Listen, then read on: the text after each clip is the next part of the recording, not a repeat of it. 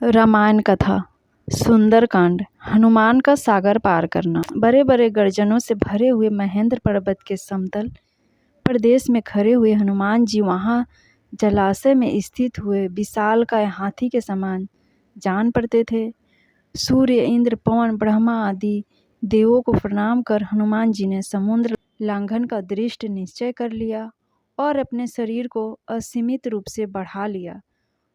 उस समय वे अग्नि के समान जान पड़ते थे। उन्होंने अपने साथी वानरों से कहा, हे मित्रों, जैसे श्री रामचंद्र जी का छोड़ा हुआ बाण वायु वेग से चलता है, वैसे ही तीव्र गति से मैं लंका में जाऊंगा और वहां पहुंचकर सीता जी की खोज करूंगा।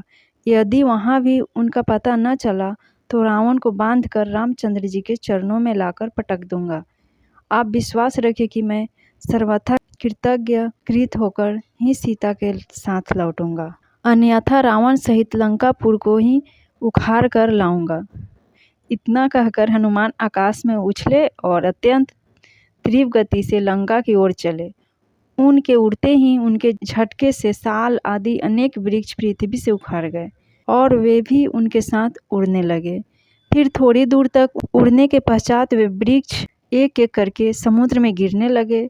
वृक्षों से पृथक होकर सागर में गिरने वाले नाना प्रकार के पुष्प ऐसे प्रतीत हो रहे थे मानो शरद ऋतु के नक्षत्र जल की लहरों के साथ अठखेलियां कर रहे हो।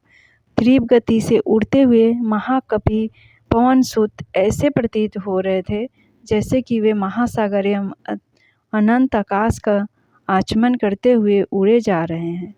तेज से जज्जल्यमान उनके नेत्र हिमालय पर्वत पर लगे हुए दो दानव नलों का भ्रम उत्पन्न करते थे।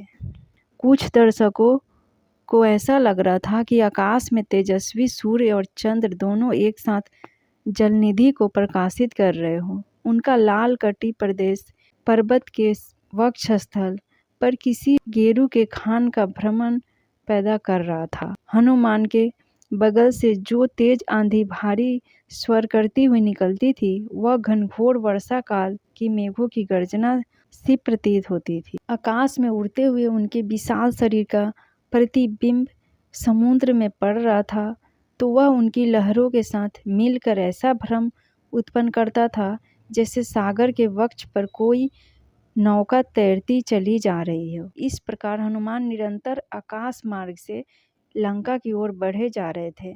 हनुमान के अद्भुत बल और पराक्रम की परीक्षा करने के लिए देवता, गंधर्व, सिद्ध और महर्षियों ने नागमाता सुरसा के पास जाकर कहा, हे नागमाता, तुम जाकर वायुपुत्र हनुमान की यात्रा में विघ्न डालकर उनकी परीक्षा लो कि वे लंका में जाकर रामचंद्र का कार्य सफलतापूर्वक कर पाएंगे या नहीं।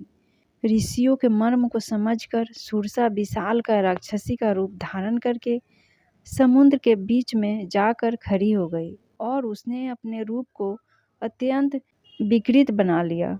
हनुमान को अपने सम्मुख पाकर वह बोली, आज मैं तुम्हें अपना आहार बनाकर अपनी भूख को शांत करूंगी। मैं चाहती हूँ तुम स्वयं मेरे मुख में प्रवेश करो ताकि मुझे तुम्हें खाने के लिए प्रयत्न न करना पड़े। सुरसा के शब्दों को सुनकर हनुमान बोले, तुम्हारी इच्छा पूरी करने में कोई आपत्ति नहीं है, किंतु इस समय मैं अयोध्या के राजकुमार रामचंद्र जी के कार्य से जा रहा हूँ। उनकी पत्नी को रावण चुराकर लंका ले गया है। मैं उनकी खोज करने के लिए जा रहा हूँ। तुम भी राम के राज में रहती हो, इसलिए इस कार्य में मेरी सहायता करना तुम्हारा कर्तव्य है। लंका से मैं जब अपना कार्य सिद्ध करके लौटूंगा तब अवश्य तुम्हारे मुख में प्रवेश करूंगा। यह मैं तुम्हें वचन देता हूँ। हनुमान की प्रतिज्ञा पर ध्यान न देते हुए सुरसा बोली, जब तक तुम मेरे मुख में प्रवेश न करोगे मैं तुम्हारे मार्ग से नहीं हटूंगी। यह सुनकर हनुमान बोले, अच्छा, तुम अपने मुख को अधिक से अधिक खोलकर मुझे निगल लो, मैं तुम्हारे मुख में प्रवेश करने को तैयार हूँ।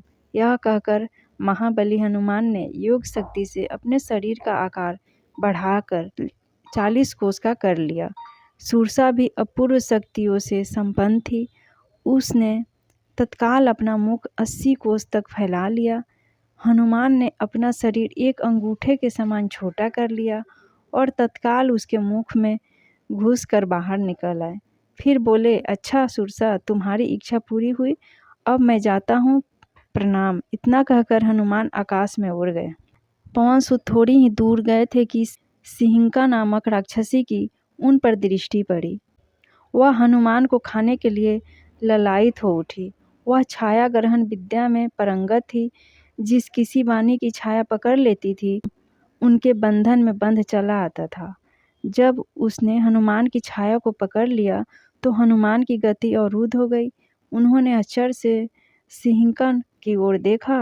वे समझ गए सुग्रीव ने जिस अद्भुत छायाग्राही प्राणी की बात कहे थे, संभवतः यह वही है। यह सोचकर उन्होंने योग बल से अपने शरीर का विस्तार मेघ के समान अत्यंत विशाल कर लिया।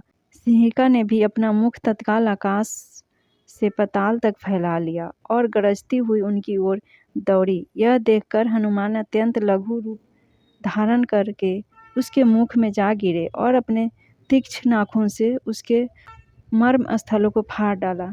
इसके पश्चात बड़ी फुर्ती से बाहर निकलकर आकाश की ओर उड़ चले। राक्षसी छत बिछक्त होकर समुद्र में गिर पड़ी और मर गई। फ्रेंड्स, आगे की कहानी मैं दूसरे वीडियो में लेकर आऊँगी। मेरे वीडियो को लाइक, शेयर एंड चैनल को सब्सक्राइब जरूर कीजिए।